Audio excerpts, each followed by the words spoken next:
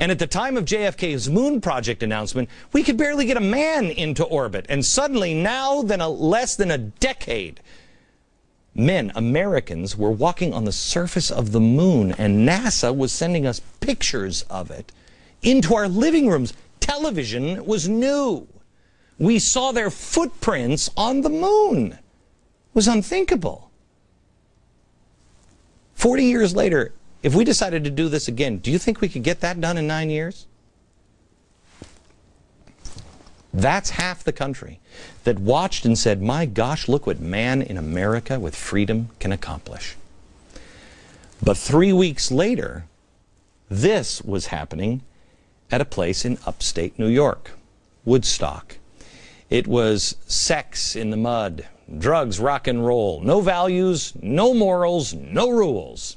For 3 days, 500,000 people hedonistically celebrated everything that the people who were watching the moon landing thought was bad in life. And they did it all under the banner of love. Whoa, man, you are harshing my mellow with that love thing. Yeah, it was groovy at Woodstock. Maybe it's just me, but I don't know. I don't think the, orgies in the mud with people you met 15 minutes ago, as Country Joe is screaming the F word on stage, is the basis for anything that's lasting in the happiness department. But this was the summer that led us here. There were two major camps in America. Those whose imaginations were captured by the spirit of adventure, innovation, ingenuity, the Apollo Project. And those who were the sex, drugs, and anti-establishment mud people of Woodstock. Which person are you? Which of these two events was the most important to you?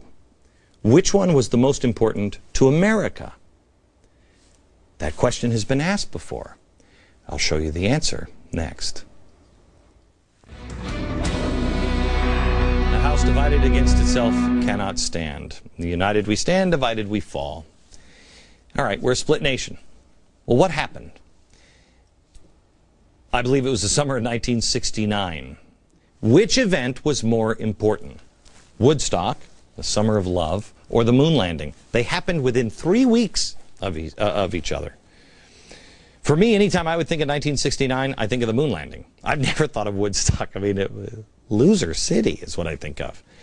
But I guarantee that most people in the Obama administration would say Woodstock over the moon landing. I know this in 2000, what was it, seven Senators Clinton and Schumer sponsored $1 million earmark for the Woodstock Museum. Let the dope-smoking hippies buy their own museum. Influential hippie slash terrorist slash now respectable Illinois educator William Ayers said this on the night Obama won the election. He said, quote, "It's one of those transcendental moments like everybody my age thinks they were at Woodstock." Hard to read. Anyway, this is a 65-year-old guy. Ayers called the election of the first black president a huge blow against white supremacy and a sign that the culture wars of the 1960s were finally over. That means that he thinks that Woodstock won. And maybe he's right. Let me ask you, the non-hippie, non-terrorist, which event better represents who we are and who we want to be? Which one do you want your children to...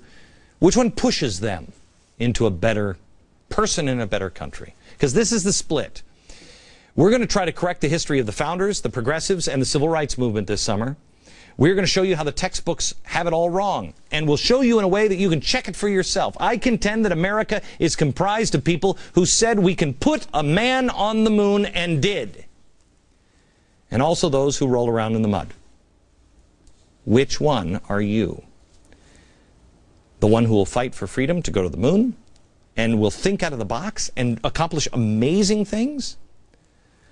Or the one that thinks man should be rolling around in the mud and not reaching for the stars? This is the fundamental question. Who are we? But they have so distorted the history of the moon landing now at this point that it doesn't even, does it? Isn't it almost like it's a bad thing now that America did it? I don't know why. Maybe we left litter up there. I don't know why. It's bad. It's like the military-industrial complex. Massive waste of money we could have used on welfare or something. I don't know. But we don't even look at that anymore. We study more about Woodstock. This summer, not only are we going to restore the history of the founders and the progressives and the civil rights movement and 1969, I will show you where our kids' textbooks have it wrong.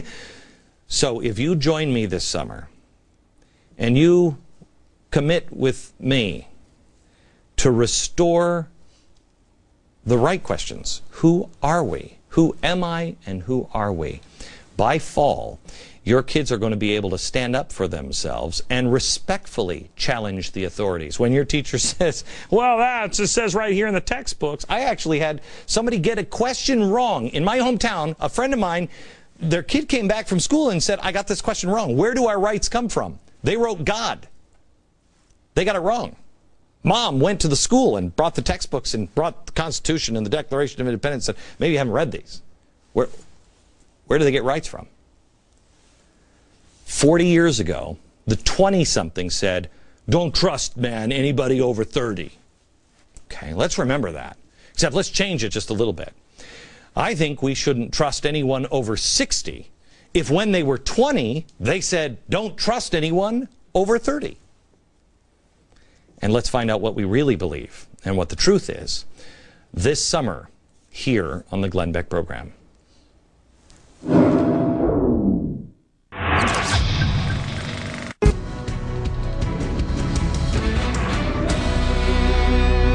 Here the stories of America, the stories that are happening in the world today.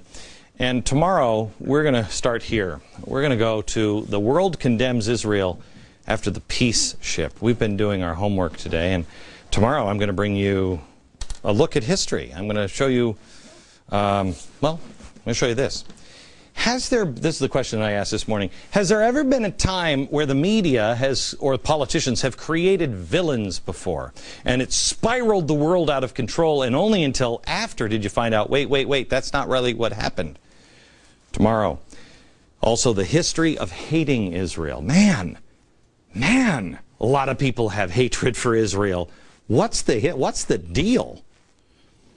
Then the summer of 1969 and its relationship to the peace ship. And then something that just is, in fact, I think it's happening or just did happen right around the corner here in Times Square. The Socialist for a Free Gaza. Socialist for the Free Gaza. You don't want to miss it as we start tomorrow on the story of America.